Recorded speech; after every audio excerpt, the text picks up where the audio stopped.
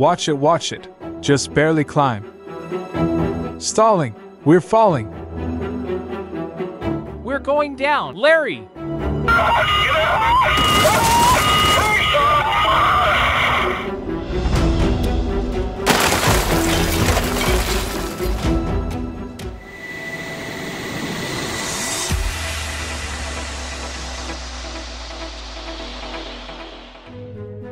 Isso aconteceu em 13 de janeiro de 1982. Nos Estados Unidos, em Washington, naquele ano houve um frio intenso e a cidade inteira ficou coberta de neve. Mesmo com tanta neve, o Aeroporto Nacional de Washington ainda estava operacional e os voos decolavam de lá, um atrás do outro. Um voo local semelhante, um avião com 74 passageiros e 5 tripulantes, estava embarcando nesse aeroporto à tarde.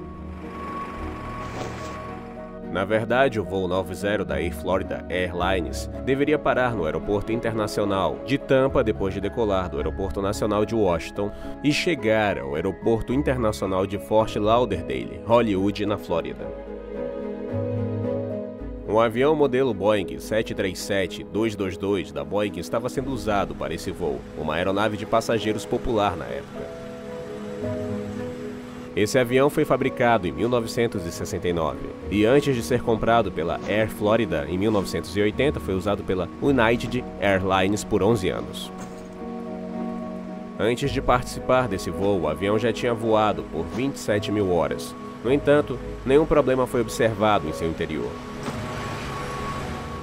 Falando sobre a cabine de comando, o comando desse voo estava nas mãos de Larry M. Wheaton, de 34 anos, que tinha 8.300 horas de experiências de voo. Embora a Air Florida tenha contratado Larry como primeiro oficial em 1978, em 2 anos ele foi promovido ao cargo de capitão. Além de Larry, a responsabilidade do primeiro oficial nesse voo estava nas mãos de Roger A. Pitt, de 31 anos, que tinha 3.353 horas de experiência de voo. Antes de ingressar na Air Florida, ele também tinha trabalho na Força Aérea dos Estados Unidos. De acordo com a programação, o horário de partida do voo 90 era às 14 horas e 15 minutos. Entretanto, em Washington, uma forte nevasca estava ocorrendo desde a manhã, fazendo com que os 2 pilotos chegassem ao aeroporto por volta das 4h30. E como naquela época o Aeroporto Nacional de Washington tinha apenas uma pista, a equipe do aeroporto tinha que fechar todo o aeroporto em intervalos para limpar a neve. Portanto, durante esse período, nenhum voo poderia decolar ou pousar nesse aeroporto. De fato, naquele dia o aeroporto foi fechado para a limpeza da neve das 13 horas e 15 minutos às 14 horas e 50 minutos. Portanto, esse voo já estava 35 minutos atrasado. O piloto sabia de antemão que o voo atrasaria por causa da neve. No entanto, eles não tinham uma estimativa de quantos minutos ou horas seria o atraso. Portanto, o capitão, com base em sua estimativa, inicia o processo de degelo por volta das 2h20 p.m.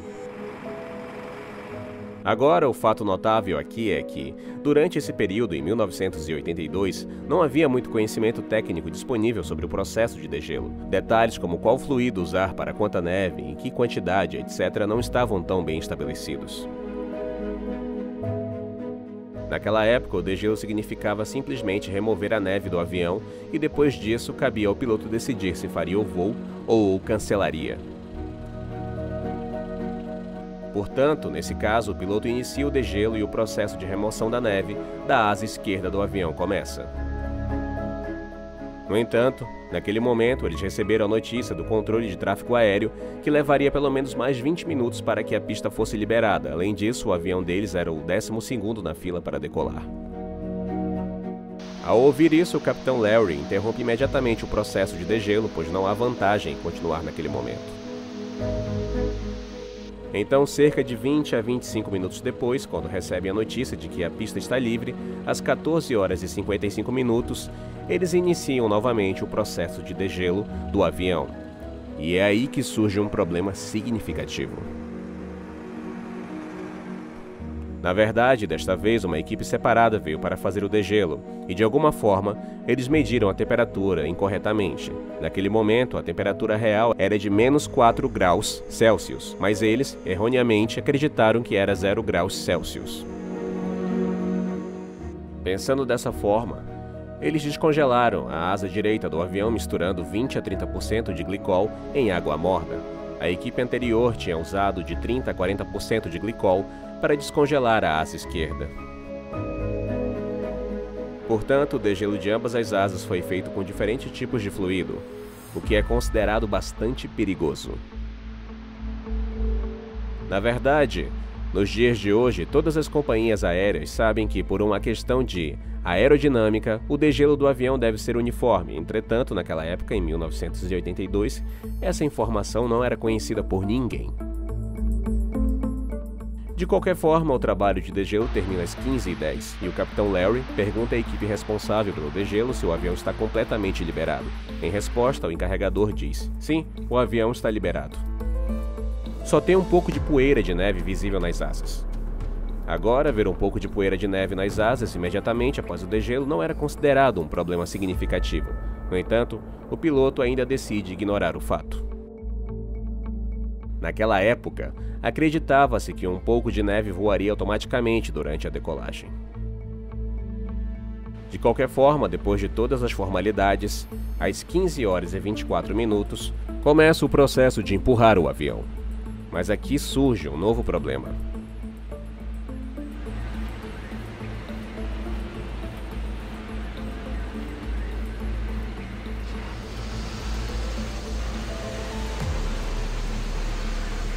Aqui o capitão comete um erro ao ativar os reversores de empuxo para empurrar o avião para trás. Isso não faz com que o avião recue, mas leva a outro problema.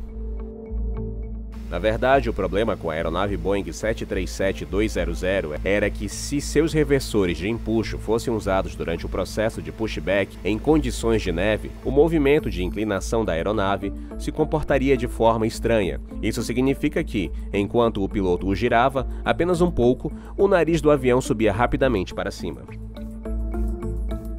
Isso aconteceu porque a aeronave Boeing 737-200 tinha reversores do tipo balde, e quando eles eram usados, a neve no chão era levantada, no ar e depois congelava de volta nas asas. Mas talvez o capitão não estivesse ciente desse problema. De qualquer forma, depois de operar os reversores, por um tempo sem nenhum benefício aparente, o capitão os desliga. Então, com a ajuda de um rebocador grande e potente, o avião é empurrado de volta para a pista de decolagem. Quando o avião chega à pista de decolagem, já se passaram aproximadamente 3 horas e 35 minutos desde o início do processo.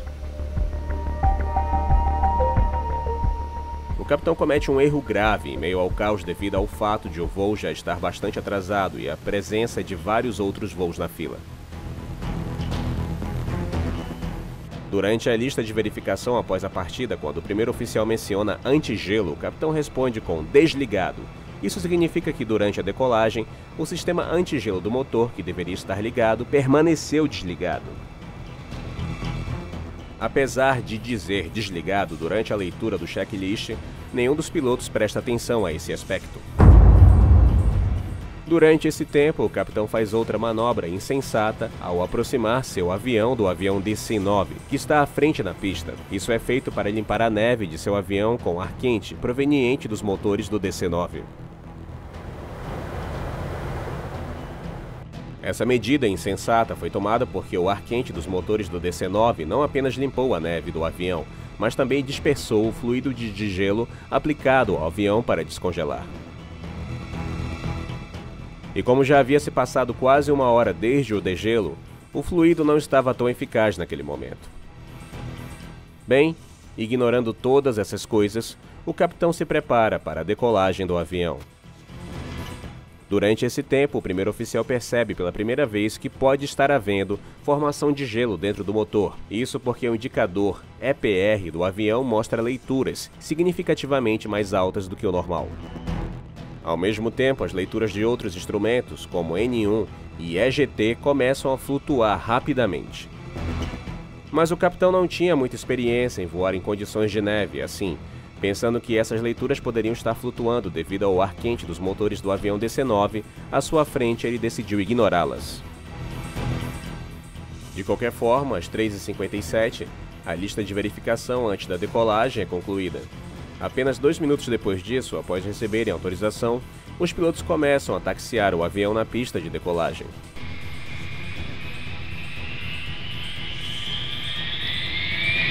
Na verdade, havia apenas uma pista no aeroporto, portanto, muitos aviões estavam aguardando autorização para pousar e decolar. Isso significa que os pilotos se sentiram pressionados a decolar rapidamente, o que possivelmente os levou a ignorar coisas importantes e iniciar a decolagem.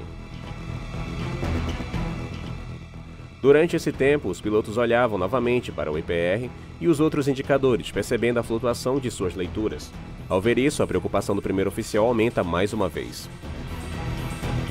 O gravador da cabine de comando revela que, ao ver as leituras flutuantes, o primeiro oficial expressa preocupação dizendo: Não me sinto bem com isso. No entanto, o capitão o tranquiliza dizendo que está tudo bem.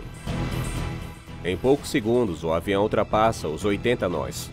Durante esse tempo, o primeiro oficial expressa repetidamente sua preocupação, dizendo que algo não parece certo. No entanto, o capitão não dá muita atenção aos seus comentários. A velocidade do avião aumenta e, aproximadamente 45 segundos após o início da decolagem, o avião decola.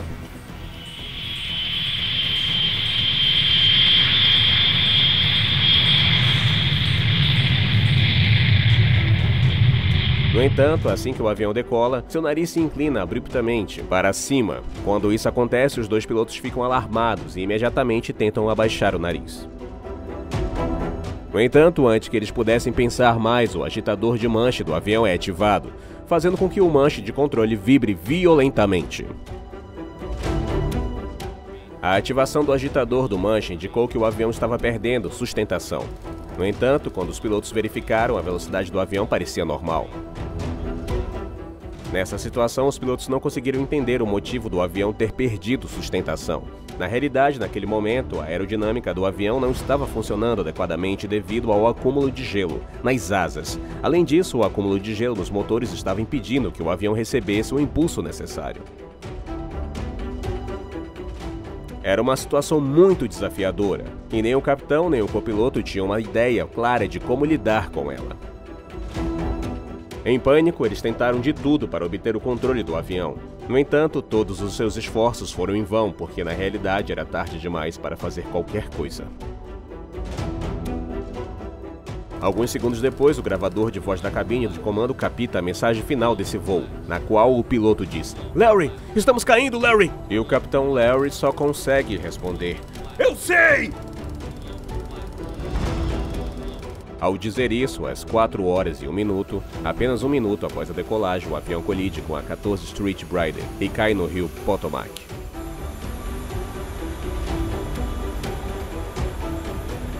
Como o nariz do avião estava apontando para cima, ele colidiu com a ponte, quebrando-se em 3 pedaços, com o impacto no rio congelado.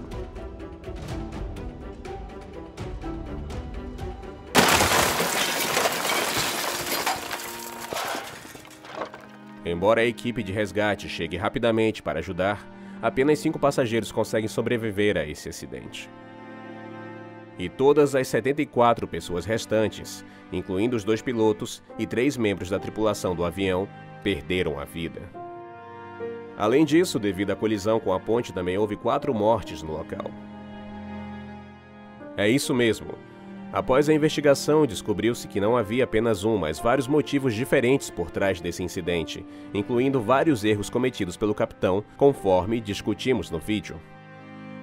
Mais tarde, fica evidente que, se não tivesse havido acúmulo de gelo nos motores ou nas asas do avião, esse incidente não teria ocorrido. Além disso, mesmo que tivesse havido acúmulo de gelo nos motores e nas asas, o avião poderia ter sido salvo da queda se os pilotos tivessem agido prontamente para abaixar o nariz da aeronave. Mas todas essas discussões sobre o que poderia ter acontecido ou o que poderia ter sido são especulativas. O incidente, embora trágico, nos proporcionou várias lições valiosas. O que você achou dessa história? Por favor, comente e nos informe. Se você gostou do nosso vídeo, por favor, dê uma força pra gente clicando no botão curtir e se inscreva no canal. Estamos muito agradecidos pela sua ajuda amável. Muito obrigado!